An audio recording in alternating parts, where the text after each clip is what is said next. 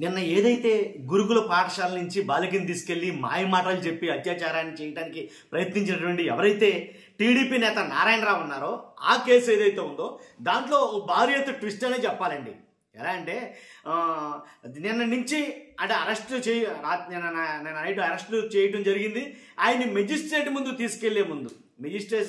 తీసుకెళ్లే ముందు కాకినాడ జిల్లా తుని కోమట్ల చెరువులో ఆయన దూకి ఆత్మహత్య చేసుకోవడం అయితే జరిగిందంట. కాబట్టి ఎవరైతే ఈ అత్యాచారం చేసినటువంటి టీడీపీ నేత నారాయణరావు దాని మీద నిన్న పెద్ద ఎత్తుగా సంచలనంగా వార్తలు అయితే వచ్చాయి. వాస్తవంగా అందరూ కూడాను ప్రతి ఒక్కరు కూడా ఆయన వ్యతిరేకించారు. ఏంటి ఇంత దారుణం, ఏంటి ఎలా ఉన్నాయేంటి పరిస్థితులు, హాస్టల్కి వెళ్ళినా స్కూల్కి వెళ్ళినా ఎక్కడికి వెళ్ళినా సరే పేరెంట్స్ వస్తేనే కదా బయటకు పంపాలి, అలాంటిది ఎవరు అడిగినా పంపించేస్తారా? ఇది ఒకసారి కాదు చాలాసార్లు జరిగిందంట. ఇంతకని ఇలాంటి సంఘటన వాళ్ళ మామగారు మాట్లాడే మాటలు వింటే కనుక, బాలిక చెప్పిన మాటలు వింటే కనుక, కాబట్టి ఇలాగా అంతకుముందు కూడా వచ్చాడు 2 సార్లు 3 సార్లు. కాబట్టి ఇలాంటి విషయాలు చాలా సంఘటనలు చాలాసార్లు జరిగినాయి ఈ నారాయణరావు విషయంలో అని అయితే మాట్లాడతారు. కాబట్టి అసలు ఇతన్ని మనం అనే ముందు హాస్టల్లో పరిస్థితి ఏంటి అంటే ఎవరైనా సరే అలా పిల్లలు పంపించేస్తారా?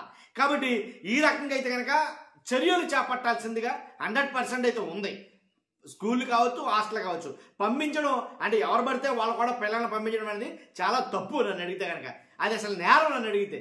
ముందు క్రాస్ చెక్ చేసుకోవాలి. హాస్టల్లో వార్డులు కావచ్చు, టీచర్లు కావచ్చు, ఎవరైనా సరే ఇలా పంపడం వల్ల ఎలాంటి సంఘటనలు అయితే కనుక జరుగుతాయి ఖచ్చితంగా. కాబట్టి చాలా జాగ్రత్తగా అయితే కనుక ఉండాలి అనేది ఒక ఎత్తు అందరూ మాట్లాడుకున్న విషయం అయితే కనుక, ఇక్కడ అతను ఆత్మహత్య చేసుకోవడమే కారణం. అంటే జస్ట్ ఇక్కడికే నేను టాయిలెట్కి వెళ్తానని చెప్పేసి ఆ కారు ఆపి అతను దిగెళ్ళి ఏదైతే కోమట్ల చెరువు ఉందో ఆ కోమట్ల చెరువులోకి దూకి ఆత్మహత్య చేసుకున్నాడని పోలీసులు చెప్తున్నారు. కాకపోతే ఇంకో వర్గం మాట్లాడుతున్న మాట ఏంటంటే, వాళ్ళు చేస్తున్న అనుమానాలు ఏంటంటే, కొన్ని అనుమానాలు ఉన్నాయి మాకు ఈ ఆత్మహత్య మీద. నిజంగా తనకు తానుగా చేసుకోవాల్సి వచ్చిందా, తను ఎవరైనా భయపెట్టారా, లేదా తీగలాగితే డొంక కదులుతుంది అన్నట్టు. అసలు ఈ నారాయణరావు హాస్టల్ నుంచి ఆ పిల్లల్ని తీసుకురావడం దీని వెనక ఇతనేనా, ఇంకా ఎవరైనా నాయకులు ఉన్నారా? అర్థమైందిగా, తీగలాగితే డొంక కదిలినట్టు ఇంకా చాలామంది ఉన్నారా దీని వెనకాల? కాబట్టి వాళ్ళ పేర్లు రాకూడదని, వాళ్ళ పేర్లు గుట్టు చప్పుడు కాకూడదని ఇలాంటిది ఏదైనా జరిగిందా? ఇతను భయపెట్టారా నారాయణరావుని? అందువల్ల అతను ఆత్మహత్య చేసుకున్నాడా? ఎందుకంటే అతను మాట్లాడిన వీడియో ఇంకోటి చూసాం మనం. ఏదైతే రెడ్ హ్యాండెడ్గా దొరికినా సరే అతను దబాయించిన తీరు చూస్తే అతను చాలా మొండి ధైర్యం కలిగినాడే అని చెప్పాలి. అతను దబాయించిన తీరు ఏంటి, రెడ్ హ్యాండెడ్గా పట్టుబడినా సరే ఆ వీడియో తీస్తున్న అతన్ని దబాయిస్తున్నాడు. ఏంటి, నేను ఎవరనుకున్నావు, టీడీపీ కార్పొరేటర్, నేను ఇలా ఏంటిది కౌన్సిలర్ని అని ఈ రకంగా మాట్లాడుతున్నాడు. అతను దబాయించిన తీరు అది చూసిన తర్వాత. కానీ అతను ఆత్మహత్య యత్నం చేశాడు, ఆత్మహత్య చేసుకున్నాడు అని అంటే, ఆత్మహత్య చేసుకుని చనిపోయాడు అని అంటే కనుక దాని వెనక ఏమన్నా అనుమానాలు ఉన్నాయా అనే రకంగా కూడా చాలా మంది ఆలోచిస్తున్నారు. 2 అనుమానాలు అయితే బలంగా వినిపిస్తున్నాయి. ఏంటంటే కనుక అది అతను ఒక్కడే చేశాడా ఇంతకాలం బట్టి, ఇంకా చాలా సంఘటనలు జరిగినాయి అలాంటివి అంటున్నారు. కాబట్టి దాని వెనకాల ఎవరైనా ఉన్నారా, పెద్ద పెద్ద బడా నాయకులు ఎవరైనా ఉన్నారా అనేది ఎక్కువగా ఆలోచిస్తారు. ఇప్పుడు అందరి నోట అదే అనుమానాలు. కాబట్టి నిజంగా అసలు జరగరానిది ఏమన్నా జరిగిందా, అదే యథార్థమా? పూర్తిగా దర్యాప్తు అయితే జరగాలి దీని మీద. భారీ ఎత్తులో అయితే కనుక దర్యాప్తు చేస్తేనే అసలు నిజాలు ఏంటనేది ప్రజలు తెలియాలి. అతను ఒకడైనా, టీడీపీ నేత నారాయణరావు ఒకడైనా, అతని వెనకాల ఇంకా ఎవరైనా నాయకులు ఉన్నారా? కాబట్టి తనకు తానుగా చనిపోయాడా, లేదా భయపెట్టారా ఎవరన్నా? ఇలా చాలా అనుమానాలు అయితే ఉన్నాయని చెప్పేసి చాలా మంది మాట్లాడుకుంటున్నారు ఈ విషయం మీద.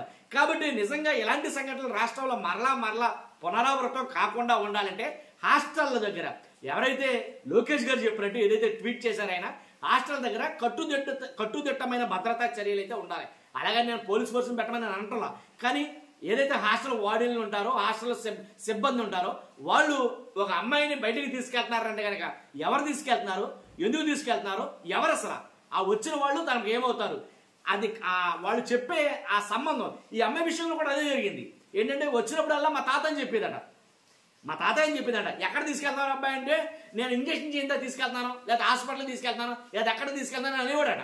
కాబట్టి ఇలా చెప్పడం వల్ల దీని వెనకాల క్రాస్ చెక్ చేసుకోకపోవడం వల్ల అసలు వచ్చింది నిజంగా వాళ్ళ తాత కాదా, లేకపోతే వాళ్ళ తాతగా ఎవరు పంపాలి, వెంటనే పేరెంట్స్కి ఫోన్ చేయడం గల ఇలాంటి ఫెసిలిటీస్ అయితే ఖచ్చితంగా ఉండాలి.